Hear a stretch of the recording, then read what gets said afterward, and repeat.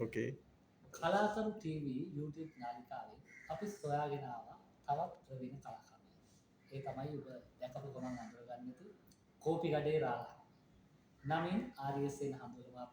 දැන් දශක ගණනාවක් පුරා එක දිගට අඛණ්ඩව කෝපිකඩේ රාලහාමි විදියට රංගනයේ යෙදෙන ගමන් තවත් නිර්මාණ ගණනාවකට වෙලා ඉන්නවා. අපි ඔබතුමාව ඉතාමත්ම ආදරයෙන් පිළිගන්නවා.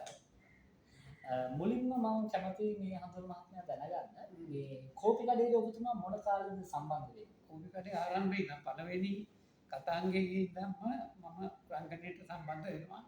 ඊට ඉස්සෙල්ලා මේ ඔය අපි පටන් ගත්ත මේ විදියක් තියෙනවනේ. මේ කියන්නේ ඒ කාලේ මේ ITN එකේ ප්‍රධාන හිටියේ මේ තේවිස් මහත්තයා. ඒ කාලෙම තමයි ඇන්ඩ්‍රු ටෑමන් මහත්තයත් ඒකේ නිෂ්පාදන අංශයට සම්බන්ධ වෙලා හිටියේ. ඉතින් ඒකේ මේ වැඩසටහන පටන් ගත්තා මේ නිෂ්පාදනය පිළිබඳ. රූපවාහිනී කතාංග නිෂ්පාදනය පිළිබඳ පටන් ගත්තා. ඒකේ මේ ප්‍රායෝගික මුල්ම නිර්මාණය තමයි අපි මේ ආරම්භ කරේ. ඉතින් ඒ ආරම්භක අවස්ථාවේ පළවෙනි පිටකේ ඉඳන්ම මහත්මයාගේ රංගනයට සම්බන්ධ වෙලා ඉන්නවා. එතකොට ඔබතුමාට ඒ කියන්නේ මුලින්ම රංගනය සම්බන්ධ වෙද්දිත් අර මුලින්ම හම්බුනේ කෝපිකඩේ කියන රාලහාමි කියන චරිතයමද හම්බුනේ නැත්නම් වෙන චරිතයකට යොදනවා. අනේ ඒකේ රාලහාමි ඒ වැඩසටහනේ රාලහාමි කියන චරිතය තමයි තිබුණේ. එතකොට දැන් ඔබතුමාට මොකද හිතෙන්නේ දැන් කෝපිකඩේ රාලහාමි කිව්වොත් කම්මියන් ගම් හැමෝම ඔබතුමාව අඳුරනවා. ඒ මේක චරිතය කියන එක අනන්‍යතාවය. දැන් මේ චරිතය ලැබීම සහ ඔබතුමාට ලැබෙන ප්‍රේක්ෂක ප්‍රතිචාර පිළිබඳව මොකද හිතෙන්නේ? දැන් කෝපිකඩේ රාලහාමි බවට මාව පරිවර්තනය කළේ ඒ වැඩසටහනේ හිටියා රංජිත් චාපාදාල්ලිස් මහත්මයා අපි නිෂ්පාදන පැත්තට සම්බන්ධ වෙලා. එතුමා තමයි කිව්වේ මාව රාලහාමිට හොඳයි. හොඳයි කියලා ඉතින් බැලුවාම කතන්දරේ පැත්ත කාලයක් යනකොට මේ අන්ත්‍යත්වයට වඩා මේ මට මේ සුදු ප්‍රතිචාරයක් තිබුණා. අනිත්‍යත්වයක් තිබුණා. ඒ චරිතවල හැටියට මම ඉතින් මේ රාලහාමි වෙන්න ඕනේ කියලා හිතියේ නෑ. අර රංජිත් චාපාදාල්ලිස් මහත්මයා කිව්වාම මෙහා ඉතින් කරමු කියලා තමයි තියෙන්නේ. ඒක තාම යනවා දැන් අවුරුදු 30 ගානක්. ඒ තමයි දැන් දකුණු ආසියාවේ මම හිතන්නේ දීර්ඝතම ටෙලිනාට්‍ය විදියට තමයි කෝපිකඩේ හඳුන්වන්නේ. ඒ වගේ වාර්තාගත ටෙලිනාට්‍යයකට දායක වෙන්න ලැබුණ රංගන ශිල්පියෙක් විදියට මොනවා වගේ අත්දැකීමක්? මම ඒකට ගන්න සතුටුයි. මාව මේ එවැනි ජාතියකට තෝරාගෙන මෙච්චර අවුරුදු ගානක් ඒක මේ වෙනස් කරන්න ලැබීම වාග්යක් කියලා මම හිතනවා. දැන් කෝපිකඩේ මොනවා හරි අත්දැකීම් තියනවාද? ඒ කියන්නේ කලාකරුවෙක් විදියට මොනවද සාමාන්‍යයෙන් අත්දැකීම් මොනවද? චරිතය සම්බන්ධයෙන්. චරිතය සම්බන්ධයෙන් අත්දැකීම් පොඩි මේ අකල්තැබ්බ එහෙම වෙච්ච ඒවා තියෙනවා යම් වෙලාවල් වල. සමහර ඒවා නම් දැන් මතකත් නැහැ ඉතින්. මේ දැන් තැන් වල වැටිලා කරලා බොක්කු බල්ලේ වැටිලා රෝම තියෙනවා. ඒවා ඉතින් සමහර ඒවා මතකත් නැහැ. අතීතයේ තියෙනවා. කෝපිකඩේ මේ රූපකථ කිරීම කරන්නේ කොහොමද? ඒවා මේ IT එක ඇතුළේ තමයි මේ අඩේ තියෙන්නේ. ඔව්. අනිත් ඒවා IT එකේ පිටත. ගොඩක් ඒවා කරන්නේ පිටත. මේ විවිධ ඉතිහාසවල දුර බැහැර පළාත්වල එහෙම කරන්නේ. කතා කරන පොඩි කෝපියකුත් බොල්. කෝපි එකක් නේ. ඒකත් තමයි. අපිට අනුග්‍රහය දක්වන්නේ ඔව්. අපේ නිමල ජේම්ස් අධිපතිතුමා. එතුමාගේ ඒක. ඒක. ඉතින් මේ මම දැන් ඔබතුමාත් එක්ක කෝපිකඩේ රංගනයෙන් දායක වෙච්ච ප්‍රවීණ කලාකරුවෝ කීප දෙනෙක්ම රාශියක් මම දැන් ජීවිතුන් අතර නෑ. ඒ ඇත්ත එක්ක ගත කරපු අතීතය කොහොමද ඔබතුමාට දැනෙන්නේ කොහොමද? අනේ හරිම සුන්දරයි. ඒ බොහෝ දෙනෙක් අද ජීවිතුන් අතර නැති එක ගැන අපිට හරි දුකක් තියෙන්නේ. මොකද ඒගොල්ලොත් එක්ක අපි ඉතාලම මේ විනෝදවත් කාලයක් ගත කළේ.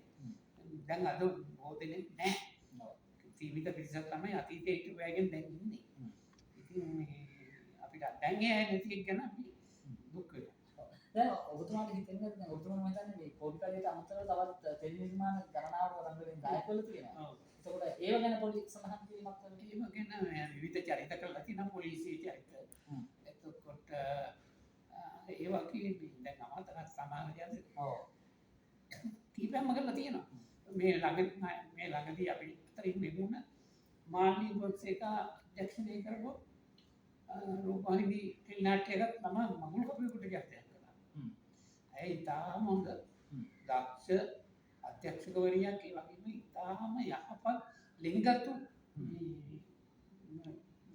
අධ්‍යක්ෂකවරියක්. එතකොට චිත්‍රපටවලට සම්බන්ධ වෙලා තියෙනවා. තියෙනවා අතීතේ සම්බන්ධ වෙලා තියෙනවා. තවත් මේ චිත්‍රපටිය මට හොඟ කල් මතකයි මේ රත්නපුරේ රත්නාලෝක මුදලන් නිෂ්පාදනය කරපු නාට්‍යයක් තිබුණා. නාට්‍ය නෙවෙයි චිත්‍රපටිය.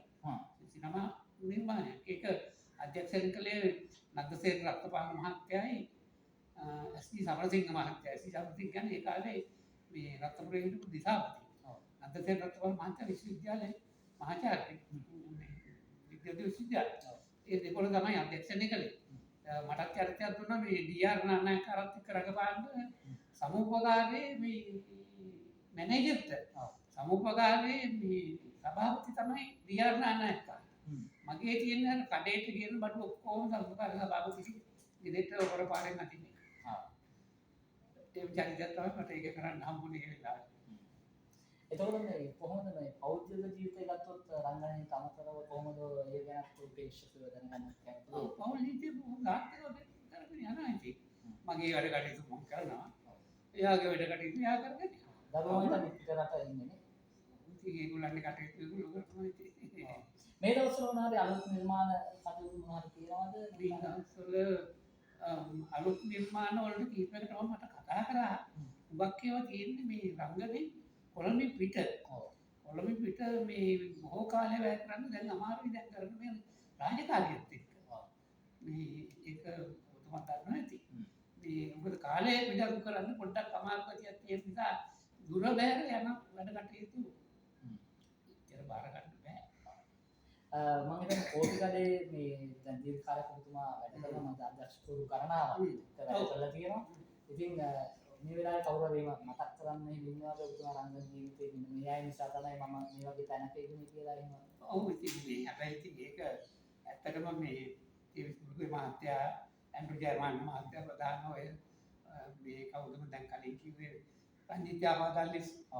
ඔය ඔක්කොම අපි එකට හිටපු අය තමයි ඉතින් මේ සියලුම දෙනාම ඉවත් කරනවා හැමතිස්සෙම.